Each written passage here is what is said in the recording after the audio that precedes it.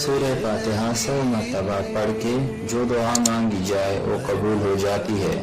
سورہ بقرہ کی تلاوت سے شیطان گھر سے بھاگ جاتا ہے۔ آیت الکرسی پڑھنے سے محتاجی دور ہو جاتی ہے۔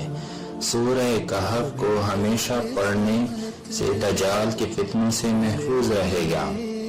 والدین کی قبر پر ہر جمعہ تلاوت کرنے سے اس کی ہر حروف کی تعداد گناہ بخش دی جاتی ہے۔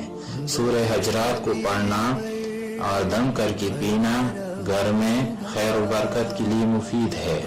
سورہ قاف پڑھنے سے جو باغ ہوتے ہیں اور ان کی پلوں میں کثرت ہوتی ہے۔ سورہ رحمان 11 مرتبہ پڑھنے سے تمام مقاصد پورے ہوتے ہیں۔ سورہ واقعات جو شخص روزانہ پڑھے گا اسے کبھی فاقہ نہ ہوگا۔ سورہ الملک کو ہر رات پڑھنے والا عذاب قبر سے محفوظ رہے گا۔ سورہ المزمل ایک بار پڑھنے سے ہر مشکل آسان ہو جاتی ہے۔ سورہ ضحیٰ پڑھنے سے بھاگا ہوا آدمی واپس